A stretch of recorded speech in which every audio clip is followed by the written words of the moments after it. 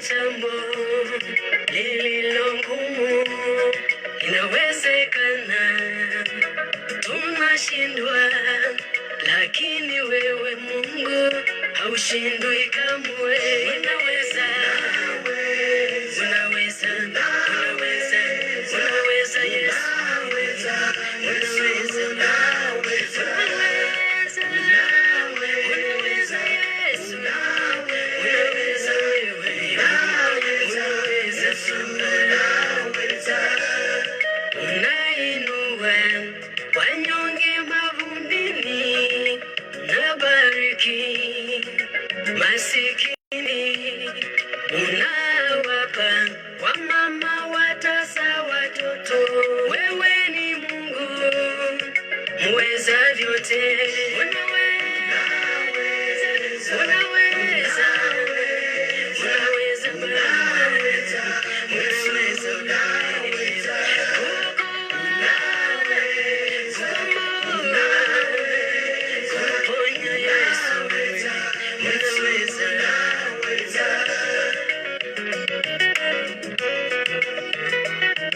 anaweza Yesu kufanya jambo ambalo mwanadamu hawezi. Wimbo kwa YouTube nitafuta Jubilee Care. Unaweza Yesu, unaponya magonjwa yote, unaondoa ufukara, unalisha mayatima wajane, unafungua wafungwa. Yesu unaweza, unaweza, Mungu mwenye nguvu, Mungu unaweza, unaweza, unaweza, unaweza Yesu, unaweza, unaweza tusiloweza, unaona tusiloona, unasikia tusilosikia. Wewe ni Mungu mwenye nguvu, unaweza kuweka unaweza Yesu, unaweza, unaweza, unaweza,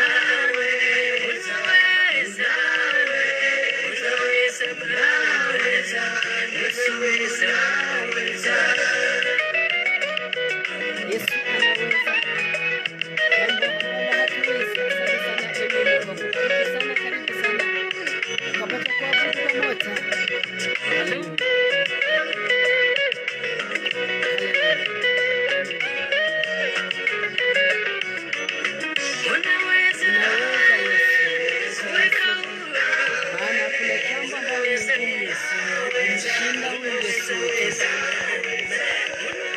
Anaweza jambo ambalo hatuwezi. Ndio maana nimeingia na hii wimbo ambao unasema ya kwamba unaweza. Wimbo ambao unaofuata ni wa Rosemary Chechu, unasema ya kwamba yanaweza. Twende. Mwambie Yesu nana.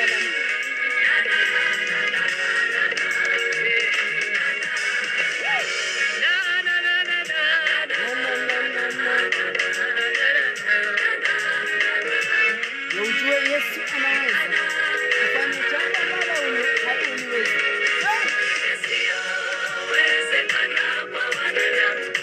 Yesu anaweza.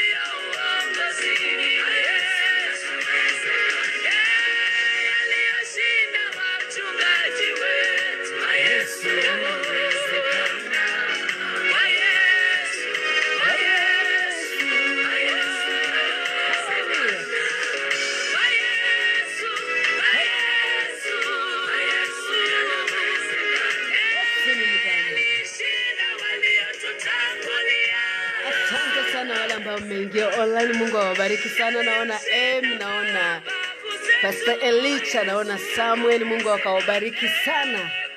Ni Tuesday ya maabudu. Wimbo wa kwanza umesema ya kwamba Yesu anaweza. Unaweza Yesu, ukitafuta YouTube utapata, ubarikiwa nayo, maana utasikiliza yote mpaka mwisho. Huyu ni Rosemary Church ambaye anaimba nyimbo za maabudu sana. Ukiangalia katika page yake YouTube kuna nyimbo ambazo zimejaa neema ya Mungu, zimejaa nguvu za Mungu. Acha niseme anointing iko juu kwa huyu mtumishi wa Mungu sana, ambaye ninapenda sana. Ukiangalia kwa wimbo wake ambao nimeweka fupi, ambao nilipona kwa Yesu yanawezekana, kuna jina lake liko hapo, mfuatilie na uingia YouTube, anaitwa Rosemary Church. Nyimbo ambazo ni za maabudu, ambazo zinabariki, zinaponya, zina uvuto wa chapo wa Mungu. Mungu awabariki sana. Tunaposikiliza katika wimbo ambao unafuata ni wa mtumishi wa Mungu, anatoka Tanzania. After Rosemary Church utasikia hiyo wimbo ambao inaimba. Sikiliza. Ambia Mungu akaweka moto mbele yako, maadui wakikucha wakapata kumezwa na moto wa Mungu. Omba kila siku asubuhi, mwambia weka moto wako mbele yangu, adui wakichwa wanamezwa. Uwe nguzo ya moto maishani mwangu Mungu, adui wakicha wasiniweze. Wamefungua vinywa lengo wanimeze, naomba Mungu nisaidie. Kuwa nguzo la moto. Wamefungua makucha ili wanilalue, naomba Mungu nipiganie. Kuwa moto mbele yangu. Uwe nguzo ya moto mbele yangu Mungu, adui wakija wasiniweze. Uwe nguzo ya moto maishani mwangu Yesu, Mwambie Yesu, adui wakija wasiniweze. Uwe nguzo ya moto mbele yangu, unapotembea adui wakija wasiniweze. wamezwe na moto wa Mungu. Uwe nguzo ya moto mbele yangu, maishani mwangu, adui wakija wasiniweze. Simama mbele yangu, uwe nguzo ya moto mbele yangu. Simama nitetee, adui wakija wasiniweze. Wewe siwezi Mungu, uwe nguzo ya moto mbele yangu. Nisaidie Yesu, adui wakija wasiniweze. Asante Yesu.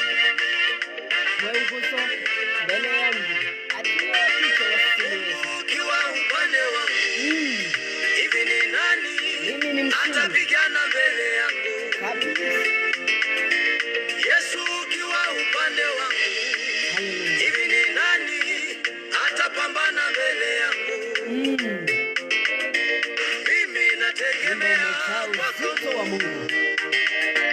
mimi naegemea kwako Mungu, mimi natumaini Haleluya. kwako Mungu, Mungu akikuwa mimi nguzo mbele zako, natumaini kwako Yesu. adui wakicha hawatakuweza. Nikingie kifua, Wimbo ambao umejaa neema ya Mungu. nisaidie Bwana. Anasema ya kwamba wale ambao wanamjua wengi ni Christopher. Anasema ya kwamba Mungu kuwa nguzo mbele yangu, adui akija wamezwe. Sikia hiyo wimbo mtamu sana. Kama uko chini, weka hii wimbo ukapata kusikiliza. Utakuta Mungu amekuinua katika kiwango kingine. Unapokuwa mgonjwa, weka nyimbo ambazo ni za maabudu, ambazo zinaimba kama unaweza Yesu. Yule ambaye imetoka hakuna asiloliweza Mungu. Unapoiweka unakuta unasongea karibu na uponyaji wako.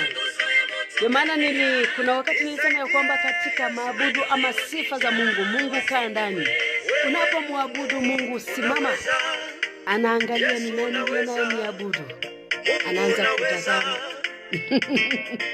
anakutia nguvu, anaanza kutingika, maana anasikia sifa zake katika duniani. Ukuzo, mtu amekuza roho ya Mungu unapomwabudu, unapomsifu. Ndio maana unaona nimeandika hapo ya kwamba kuna wakati wanaandika maabudu ama morning worship, morning hours worship. Unapoona morning worship ni pale ambapo ni kupurudika ndani ya Yesu Kristo, kusongea karibu na Yesu, kumsongea karibu na Yesu. I hope mmepata kwa page yangu nilisema ushuhuda ambao nilikuwa nimepona. Hizo ni picha tu ambazo nilikuwa ninaweka kwa process ambayo nimekuwa katika miezi 3, ambaye haikuwa homa. Hii haikuwa homa, mimi mwenyewe najua haikuwa homa. Ilikuwa mishale ya kutoka kuzimu. Maana homa haiwezi katokea jinsi ilivyokuwa, macho zikakwama, zikafura. Mapua zilikuwa zimetokea vidonda ndani, si ati kwa mgonga peke yake, hata kwa mapua. Macho zilikuwa zimefura, ukiangalia picha vizuri ambazo niliweka kwa wimbo ambao ni wa Chochi, Rosemary Chochi. Mapua ilikuwa imetokana vidonda, macho zilikuwa zinafura. Ukiniangalia sasa macho ziko sawa, zimepona kabisa. Sasa ninaweza kuongea nikiwa na ushindi wa Yesu Kristo, maana sikuwa naongea, nilikuwa nafungana huku kila wakati. Ukiongea unasikia huku kumefungana. Kuna video ambazo nilikuwa online zilikuwa nimefungana kwa throat, nimefungana kwa mapua. Macho zilikuwa zimefura, kuona sikuwa naona vizuri. Nilikuwa naona hata nikikuwa online ninaongea hivi, lakini macho zilikuwa hazioni vizuri.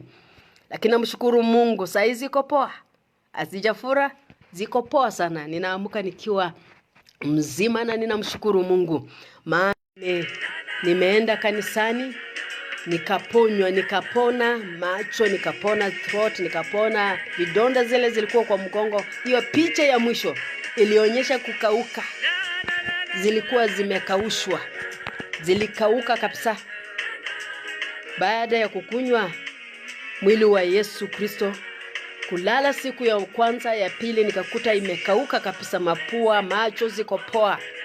Mapua ndani zikakauka na vidonda za uchungu na kupumua uchungu, kupumua homa ilikuwa imeenda. Niko salama sana. Wale ambao wanasema quick recovery, nilipona. Sasa ilikuwa ninaweka uhakikisho nilikuwa mgonjwa, maana nilitoa ushuhuda. Wengi hawakujua ni nini, walikuwa wanaona kama mimi ni mgonjwa. Sikuwa mgonjwa, nilikuwa naonyesha process ambayo nimetoka ndani. Sasa niko mzima, na mshukuru Mungu, maana ameniponya. Miezi 3 haikuwa rahisi, maana ilikuwa kila siku unakakol maji, unakakol maji usiku mara 2. Unaamka asubuhi unakakol, mchana utakakol hata mara 10 ndio upate huku kuko sawa. Mapua kumeshikana ndani, vidonda zimetokea ndani. Macho ukiamka usiku unapangusa mara 2, asubuhi tena unapangusa. Ukifika saa 4 saa 5 unapangusa. Yani ulikuwa unapangusa kwa masaa after 2 hours. Ukisinzia kidogo zinafunga. Ukisikiliza hiyo video niliweka kwa account yangu ama page yangu, utasikia hiyo ushuhuda yote. Maana nilitoa hapo ushuhuda, hapa nilitoa kidogo. Na ninamshukuru Mungu maana aliniponya, niko mzima, nimerudi sasa. Ni kazi ya Mungu. Asante sana Pastor Joff Nyaka. Sasa hii niko mzima, siko mgonjwa, niko mzima, nimepona kabisa. Niliponea katika kanisani mchungaji alipoomba. Na hii sitaacha kusema, alipoomba sikuwa nimemwambia mimi ni mgonjwa. Niliingia hapo, ninaingia tu hapa ni kama nimenyamaza. Lakini siku yangu ilifika. Last Sunday part 1. Tulipokuwa kwa Easter, nilifufuka na Yesu na kuponywa kabisa. Maana nilimwambia Mungu, nataka nifufuka na wewe, magonjwa sikapata kuniondoa. Ninapokunywa hii Holy Communion, ikiingia ndani yangu na unasema damu yako ni uhai wako. Ninapoingia ndani ya hii damu, niko ndani yako. Na ninapokuwa ndani yako, unasema ya kwamba ndani ya damu yako hakuna magonjwa, hakuna chochote ambacho ni mateso ama ni nini. Nataka nifufuka na wewe. Na hapo ndio nilipata uponyaji wangu, nikawa mzima, niko mzima, sina homa, sijafura macho. Ukiangalia vizuri macho zangu ziko poa, sio red, hazichafura. Mkongo imekauka kabisa. Na namshukuru Mungu maana nilifufuka na yeye na niko mzima. Injili kapata kuendelea. Ni jambo ambalo linakuwa ndani yangu sana. Usinione mimi ukuwa kiherehere, na kiherehere ni kwa ajili ya Yesu Kristo, si kwa ajili ya kitu kingine. Uwezi ukaninyamazisha maana ninapenda kila ambacho ninafanya. Mimi ni mwimbaji, ukiangalia nyimbo zangu ziko YouTube. Ubarikiwa nazo, barikiwa na za watumishi wa Mungu wale ambao wako wote.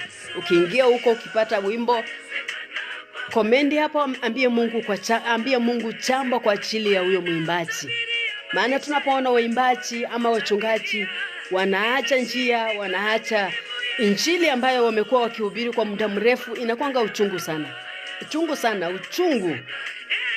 Inakuanga uchungu maana umekaa kwa Mungu, umemtangaza, umesema uzuri wake, unafika pahali unaacha Yesu na unaacha wokovu na unarudi duniani. Na unaporudi duniani unaona hao kama ni watumishi wa Mungu hawakaangi muda mrefu. Maana maisha yao wameshafupisha. Ulimkiri Yesu akaingia ndani, akakusafisha, akakaa ndani yako, ukamtoa tena. Na wale ambao wamerudi watafupisha maisha yako, watakupeleka mbio hadi wafupisha maisha yako, na maisha yako haitakuwa marefu sana. Muombea sana watumishi wa Mungu, muombea waimbaji, usichekelea ameanguka ama amefanya nini ama anafanya nini. Just muombe Mungu akapata kumrudisha katika njia. Tunaelewa sisi ni wenye dhambi na sisi tuko na weakness. Kila mtu ako na weakness. Hakuna mtu mtakatifu. Ndivyo Biblia inasema ya kwamba ni Mungu peke yake. Tuko na weakness, tunakosa kila siku. Ndio maana tunaomba msamaha kila wakati, kila saa. Mungu akapata kuturehemu, Mungu akapata kutusamehe, sababu tuko na weakness. Siwezi kusema mimi ni mtakatifu, ninakosa kila wakati. Ninaweza kuongea hapa nikukwaze. Naweza kusema kitu kikapata kukukwaza. Useme chuti amesema hivi na hivi na hivi. Elewa, sisi ni wanadamu, sisi si Mungu. Ndio maana tuko katika hii mwili ambayo ni ya ulimwengu huu. Tuko katika ulimwengu huu na mili hii, sisi ni wanadamu. Tunakosa. Kuna wakati nilisema kwamba ukiona mchungaji amekosa hata kitu kidogo, elewa ni mwanadamu. Usitupe maneno juu yake. Muombe na ukamwambia Mungu akapata kumrejesha katika njia ili akapata kuendelea na huduma ya mbinguni. Maana wengi wanaposikia injili wanafikiria ya kwamba mbinguni, wanafikiria ya kwamba hii hela ambao wanasema, jehanamu ambao wanasema haipo. Mwingine anasema utakuwa kuni yangu. Mpendwa, hiyo jehanamu wanasema ni kuungua milele. Si bila unaweka kwa moto taili, unaweka kwa mtu taili, anaungua, anaisha. Hiyo wanasema ni kuungua, ni moto wa milele. Utachomeka milele. Hautachomeka siku moja uko chivu. Utachomeka milele. So ukitaka kuepuka na hii njia, ingia kanisani. Fuata injili ya Yesu Kristo. Fuata, penda watu, waombe. Wale ambao wanafanya vibaya, waombe. Maana hao ni wanadamu. Unaweza kuwahukumu na pengine ndani yao hawako chinzi ambavyo unavyosema. Ukikaribia mtu, mimi saa zingine huwa nasema kitu kwa mtu, lakini ninapokaribia kwa huyo mtu nakuta huyo mtu hayuko chinzi unavyosema. Ako tofauti sana. So tupendane kama mwanadamu. Hakuna malaika duniani. Sisi ni wanadamu. Tupendane. Tushikane mikono na tutamuona Mungu katika maishani mwetu tukiombeana katika safari ya kwenda mbinguni. Kuna heading nimeandika kwa ufupi, nasema tu kwa ufupi, nimeandika the beauty of the Lord. Uzuri wa Mungu. Uzuri wa Mungu katika maishani mwetu. Sisi ni wanadamu na Mungu anapoweka uzuri wake, Mungu anapotutazama anaweka uzuri wake katika maishani mwetu. Uzuri wake unapatikana wapi? Unapatikana katika neno lake.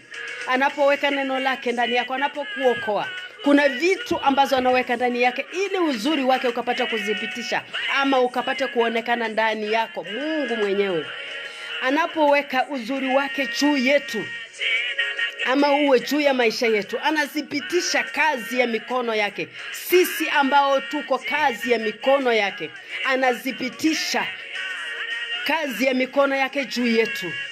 Na uzuri wa Mungu huu tunaounena ni kazi yake anayeiweka, na utukufu wake katika inaambatana na utukufu wake. Kazi yake inaambatana. Hii ninanena hii kitabu kutoka katika Psalms 90:17. Kazi ya Mungu ama Psalms alikuwa ananena juu ya uzuri wa Mungu anayeweka juu yetu, na uzuri wa Mungu anapoweka juu ya maisha yetu. Kazi yake ya mikono yake juu ya maisha yetu. Kazi ya Mungu anayoweka katika juu ya maisha yetu, na utukufu wake katika maishani mwetu. Anaweka kwa ukubwa katika maishani mwetu. Na Zaburi anasema ya kwamba kazi ya utukufu inaambatana na uzuri wa Mungu. Kazi ya Mungu katika maishani mwetu inaambatana na uzuri wa Mungu. Uzuri wa Mungu katika maishani mwetu, maeneo ya maisha yetu. Ama maeneo ya maisha yetu. Unaangalia kwamba Mungu anapotaka kuikamilisha kila kitu katika mechi. Hii inasema ya kwamba kama umeshawahi ona mpira, watu wanacheza mpira. Kuna jambo ambalo Mungu huwa anataka akamilishe. Unaonanga mechi huwa inaanza ukitaka kukamilisha, ama unapoona wana mpira wanapopiga mpira, kuna kazi wanatakanga kuwa inakamilisha ndani ya mtu. Ama kazi yake anaweka shada la maua, ukamilifu kwa mtu, kufunuliwa kusudi kuonyesha kwa utukufu wake. Kuna mambo Mungu ambaye anataka kuweka ndani ya mwanadamu. Anaweka jambo kama uimbaji ambao unaona mtu akiimba, inakuanga shahada la ua ama la maua ambalo Mungu anaweka katika maisha ya mtu, na anakamilisha. Anataka ukamilifu kwa mtu, kufunuliwa kusudi la kuonyesha kwa utukufu wake. Ingine unaona ya kwamba ua inakuanga kitu ambacho Mungu ameweka ndani ya maisha yetu. Kila mtu kuna jambo Mungu ameweka ndani ya maisha yetu. Na hilo jambo ambalo Mungu ameweka ndani ya maisha yetu anatakanga kuwa kama ua ambalo anataka ling'ae, anataka likamilishe. Unaona mtu anaanza kung'aa kupitia kwa jambo ambalo Mungu ameweka ndani ya mtu ama ndani ya mtoto wake. Unaona Mungu anasema ya kwamba unaona watu wengi huwa wanasema ya kwamba tunaona nani anang'aa. Maana kuna ua ambalo Mungu aliweka ndani yake, kama uimbaji, kama mahubiri, ama kama hizo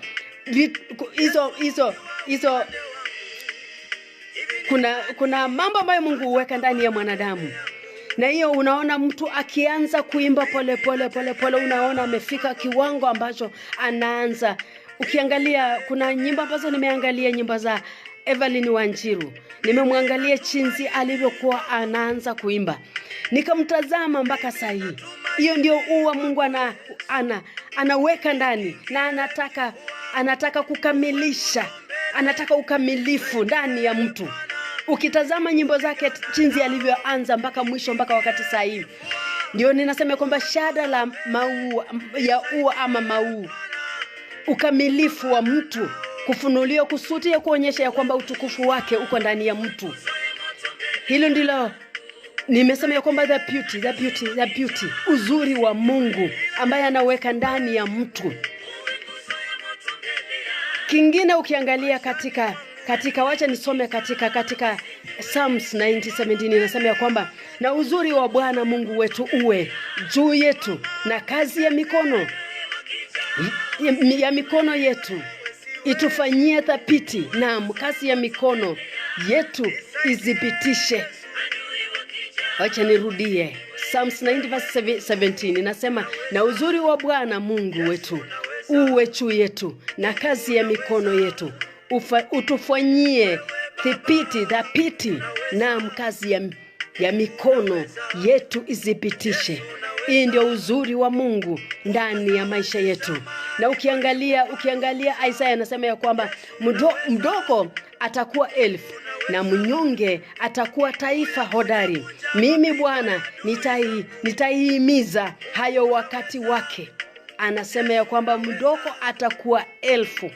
Mdogo atakuwa elfu. Ukiangalia katika Psalms anasema ya kwamba uzuri wa Mungu wetu uwe juu yetu. Uzuri wa Mungu, utukufu wa Mungu, neema ya Mungu, protection, ulinzi wake.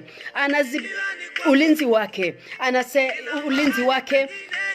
Ukiangalia anaongea mambo ya ulinzi, ukamilifu, kufunuliwa, kusudi, kuonyesha.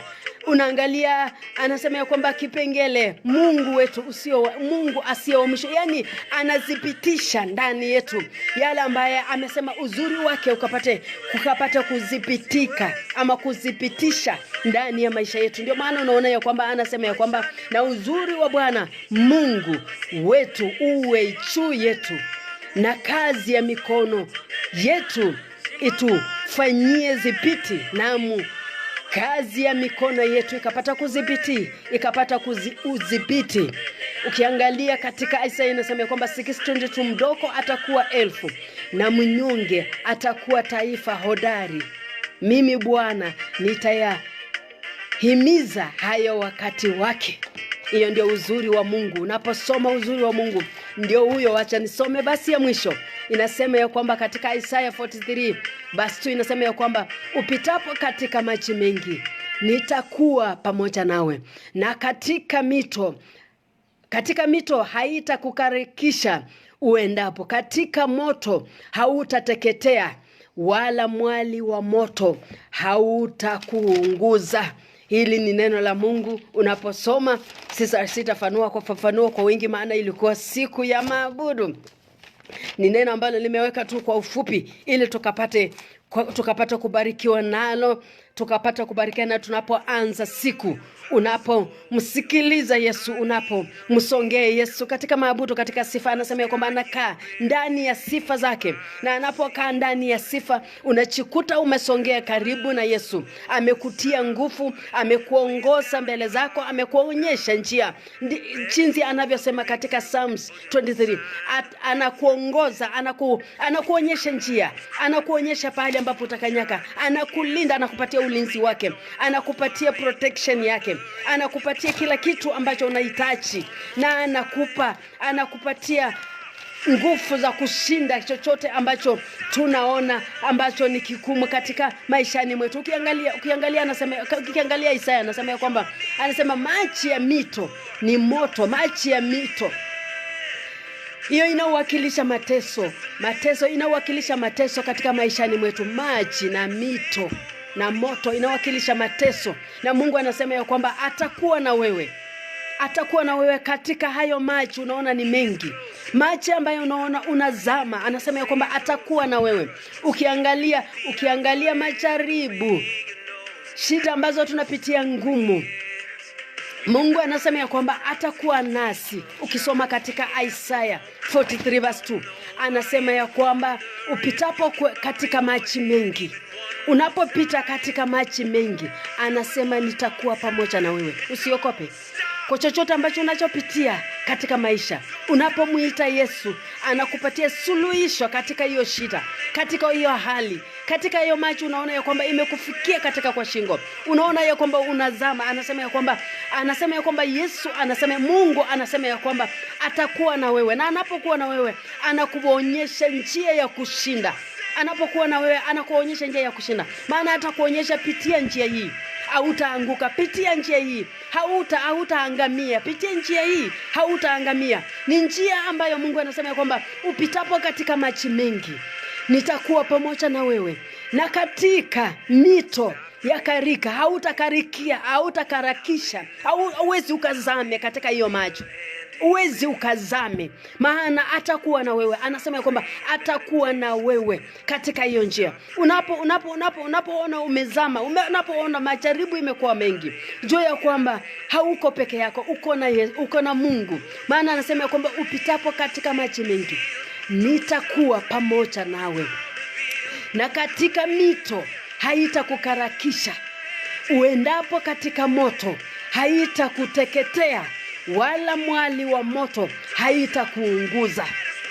Unaweza kukaribia kama wakina Shadraka, Meshaki na Abednego. Waliingia katika moto na moshi, hawakunuka hata moshi yenyewe. Hawakukuzwa na moto, hawakunuka hata moshi. Ndio maana unaona Biblia inasema ya kwamba hata mwali wa moto haitakukuza. Haiwezi kukuguza. Maana kwa nini? Kwa sababu gani? Kwa sababu Yesu ako pamoja na wewe.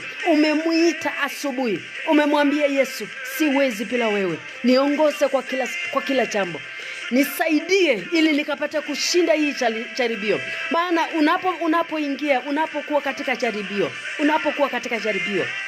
hakuna yoyote atakaye kushindia isipokuwa Mungu peke yake. Maana unapomuita Mungu, anakaribia, anakusongea na anakushika, na kama hauna nguvu anakutia nguvu. Nimekupatia ushuhuda wangu. Mimi nilikuwa miezi 3. Ni miezi 3 ukikuwa na homa.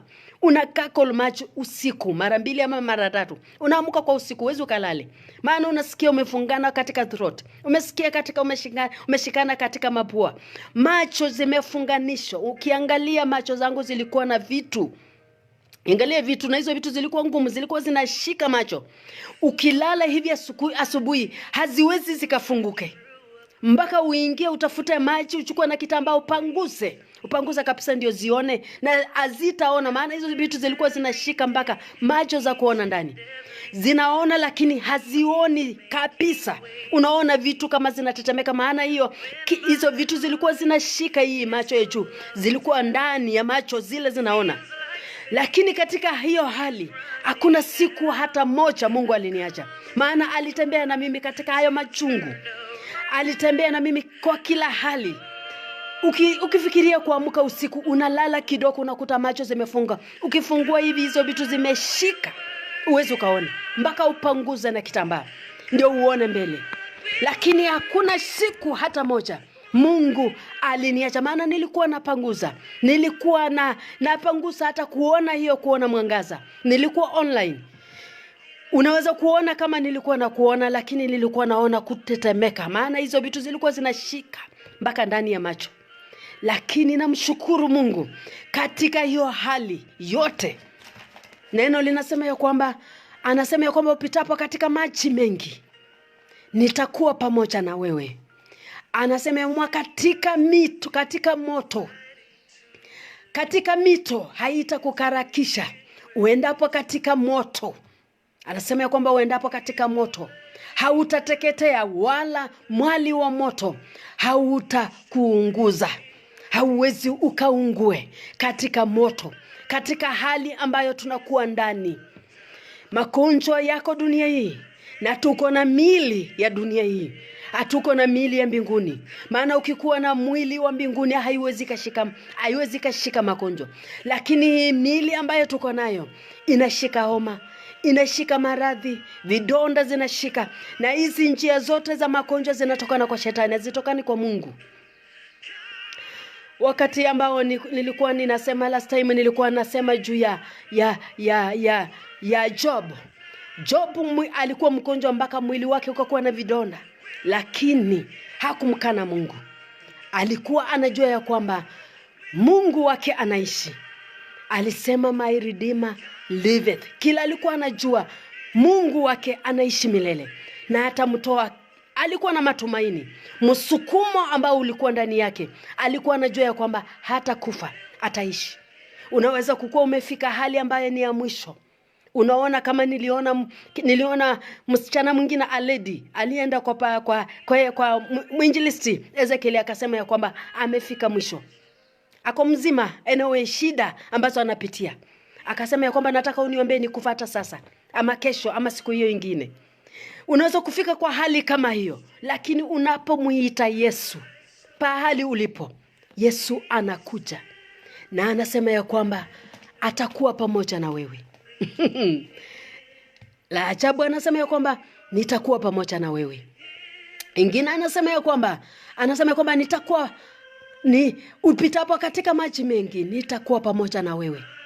Na katika mito hautazama. Na anasema ya kwamba uendapo katika moto hautateketea.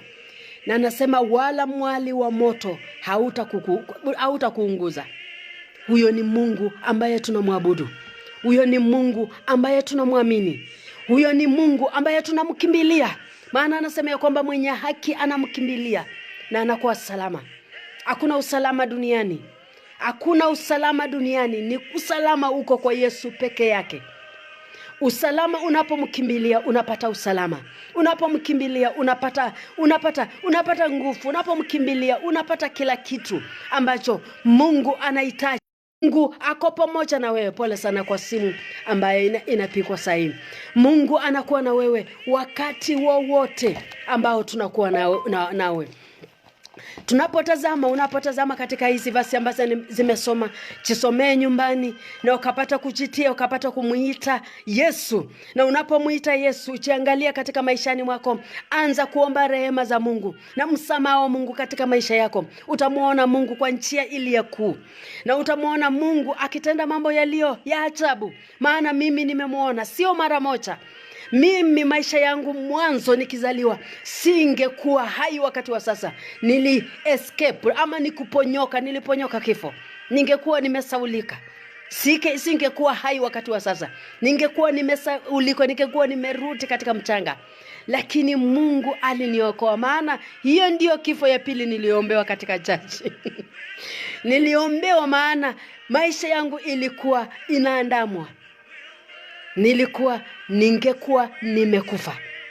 Mchungaji akaniombea na akaniambia, Mungu amekuokoa kwa sababu hii. Amekuokoa kwa sababu hii. Maana ulikuwa unaenda maisha ambayo inaandamwa kila wakati. Ndio ushuhuda ambao niko nao wingi. Nitawapatia huo ushuhuda itakapokuja wakati mwingine. Maana ni ushuhuda tena mrefu. Na ninamshukuru Mungu maana escape. Chinzi ya mchungaji anasema anapotuambia kwamba hatutaangamia, mbali Mungu tuta-escape kutoka kwa hiyo mauti, ama kutoka kwa hiyo magonjwa, ama kutoka kwa hiyo shida mingi. Ninawakaribisha sana. Leo ukiingia katika Deliverance Mountain of Deliverance Church Nakuru, tuko na deliverance service leo. Ukiwa online popote ambapo uko, iko YouTube, iko Facebook, ukiangalia tafuta Mountain of Deliverance Church Nairobi, Mountain of Deliverance Church Nakuru, utapata maagizo ambayo ni makuu. Utapata, najua unasikia Mungu, lakini kuna mambo ambayo nataka usikia hapo ndani. Mchungaji anaponena utabarikiwa sana. Na utakuta kuna mambo ambayo iko ndani yako ambayo Mungu anataka aondoe katika maishani mwako. Mungu awabariki sana, muwe na siku njema. Ninaheshimika, nimeona Maki, nimeona Muhuasi, nimeona Mary, nimeona Ishmael. Mungu awabariki sana. Nafikiri naamini ya kwamba Ishmael unasikia Kiswahili. Mungu asante sana. Nitakuja Pakistan. Mungu nimeona hiyo njia imeingia. Mungu anatenda jambo. Asante sana. Ninatumianga Kiswahili, utanisamea. Ninatumianga Kiswahili kwa wingi. Maana hiyo ndio ninapata breakthrough ya ajabu. Asante sana Ishmael. I hope umesikia Kiswahili. Kesho nitakuwa katika online katika page yangu ambaye ni KK Judith. Nitakuwa na worship, hizo ninaweka. Asante sana Phyllis. Mtoto wetu ninakupenda sana. Cecilia, asante sana mchungaji Achochi. Jonathan, asante sana Pastor Joff. Asante sana my brother Enzo, Mungu akubariki sana. Ulinibariki last week, Mungu akubariki. Asante sana Samuel, asante sana Pastor Elicha. Mungu akubariki sana, ulinibariki. Ninasema asante, Mungu akubariki. Na akubariki sana maana uliona jambo ndani yangu na ukasema ni lazima nibariki huyu dadangu. Na ninakupa saluti, Mungu akubariki. Namba yangu kwa online. Ukiwa na chochote ninasema nikicheka, maana ninajua kila ninafanya. Ukiwa na chochote Weka, ukikuwa na 50 bob, ukikuwa na so moja, ukikuwa na so mbili, so tatu, so nne, utajua ni nini ninafanya mwisho ambao niko hapa. Nitakuwa nikifanya kila siku. Utajua ni nini. Maana hizo pesa kuna pahali nataka niende niweke kwa madhabahu ili kitu ikapata kutendeka ndani ya maisha yako. Sio nataka kutumia kwa chochote. Lakini kuna kitu nataka Mungu afanye ndani ya maisha yako na ndani ya maisha yangu. So ukiona nikikwambia ukiweka kwa hiyo namba 50 bob, weka 100, weka 200, weka 500, weka 10,000, weka 1,000,000, weka chochote ambacho Mungu atasemazana na roho yako. Kuna jambo ninafanya, nataka ubarikiwa na mimi. Maana nataka hii huduma ikubariki. Na hii huduma kuna pahali inaenda. Maana unaponiona hivi, kuna mambo Mungu anatenda. Ninafanya mazoezi. Mimi kila wakati ninasemanga mimi ni mwanafunzi. Ni mwanafunzi katika uimbaji, ninajifunza. Ninafanya mazoezi. Maana kuna wakati ambao Mungu atatenda jambo ambalo si la kawaida. Ninaamini ndani yangu, maana najua kila ambacho Mungu ameweka ndani yangu. Kuna mambo Mungu anatayarisha na atatenda wakati mfupi unakuja. So unaponiona nikikwambia kwamba ukikuwa na 200, ukikuwa Enzo, ninakushukuru maana last week nilipokea na nikashukuru Mungu. Nimesema asante. Asante sana. Yoyote ambaye anaweza, nimesahau kuweka namba, ninaiweka sahihi. Weka chochote ambacho unaweza. Maana kuna jambo ambalo Mungu atatenda katika maisha yako, katika huduma yako, katika familia yako, katika maisha yako. Ukiamini tu atatenda. Siombi, lakini najua kuna maombi itatoka pahali ambaye itakushukia pahali ulipo na utaona Mungu katika maisha yako. So unapoona nikikwambia niwekee kitu kidogo, kukua online nitakuwa. Si sababu ya pesa nitakuwa online. Sababu ya Mungu ninakuwa online, sio sababu ya pesa. Maana ukiangalia nimekuwa online kwa muda mrefu. Sijaanza sahi. Ni kitu ambacho nimezoea kukua katika online. Na nitakuwa bila pesa, kukuwa na pesa nitakuwa online. Ukiona namba yangu hapa online, kila Mungu atakuzungumzia, tuma kwa hiyo namba. Na Mungu atakubariki. Ngoja tuma tu kwa hiyo namba. Tuma. Usituma mara moja ama mara mbili ama mara tatu. Tuma tu kila wakati ukiona hiyo namba, tuma. Na ninakuhakikishia maisha yako haitakuwa jinsi ilivyo. Maana kuna jambo ninatenda. Jambo ninaomba Mungu litatendeka katika maishani mwako. Na maisha yako haitakuwa jinsi ilivyo. Tuma hata kama ni kila siku, ukituma 50, ukituma 20 bob, ukituma 50, ukituma 200, just tuma. Nitahesabu, nitafika pahali nitahesabu, nitakwambia zile zimefika, pahali zimefika, na nitakwambia ni nini ninafanyia nitafanyia nini hizi pesa, ama ni kitu gani ninataka kufanya nazo. Nitakwambia tu hapa online. Maana sio online, sio pesa zako zitanifanya nikuwa online. Online nitakuwa. Maana ukiangalia video zangu zile nimekuwa online live ni kwa muda. Na saa hii ndio ninakwambia kwamba ukikuwa online, chochote ambacho Mungu atakunenea, just send. Tuma tu. Alafu uombe, unyamaze. Utaona mkono wa Mungu katika maishani mwako. Maana kuna grace, kuna neema ambayo ninataka ikafanya kazi katika maishani mwako. Kuna neema ambayo tunasema nehema ambayo itafanya kazi katika maishani mwako. Asante sana wote ambao mmekuwa online, na waheshimu. Mungu akawabariki, Mungu akawatendee mema, Mungu akawalinde, akawatendea mema kila ambacho unahitaji. Mungu akapata kukutana nacho, uponyaji ukapata kupokea. Mimi nimepona. Hiyo ilikuwa uhakikisho. Wale ambao nilikuwa naongea, wengi walikuwa wanashangaa huyu ananena nini. Sasa nilikuwa ninaweka kama evidence. Ndio hii evidence, nilikuwa mgonjwa na nimepona. Siwezi kusema na mdomo nikaweka hapa. Ninashukuru wale ambao wameoji. Ninaona inaendelea kukua 300. Watu 300 na kitu wanaenda kuona.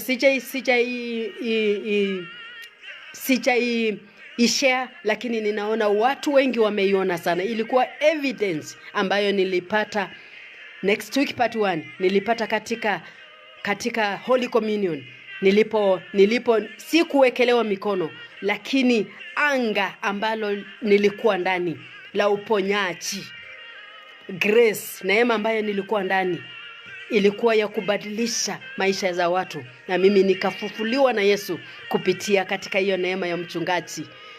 Ninapomtaja kila wakati ninamtaja, maana ninajua nimepitia, Mungu amenipitisha mengi kupitia katika hii neema, na ninamshukuru Mungu maana niko hapa. Ninawapenda sana na upendo wa Yesu Kristo. Muwe na siku njema. Siku ya maombi ikikuja hapa nitawaambia tu worship kidogo, tuanza kurarua maombi, maana unajua maombi yetu inakuanga ya vita. Maombi sio ya kusema Yesu ninakushukuru pole pole. Shetani unamtandika na maombi yale ambayo ni ya fucho, maana ukitaka aende ni lazima uamuke na fucho ndio aende. Mbarikiwa sana, muwe na siku njema. Wala ambao mko katika pechi yangu, kesho ninawaalika tukapata kukua katika pechi yangu, tukapata kumuinua Mungu na tukamwabudu. Huko ni nyimbo ambazo ni za Kiingereza. Nafikiri Ishmael ukikuwa huko utasikia Kiingereza na utaparikiwa sana. Nashukuru Mungu maana ninaona umesema God bless you woman of God. Asante sana. Pengine kuna kamoja umesikia Pakistan ninakuja. Ninakuja. Asante sana. Hii ndio neema tulikuwa tumeambiwa tutaipata, na nimeiona hapa. Najua Mungu anatayarisha. Mbarikiwa sana, muwe na siku njema. Amen.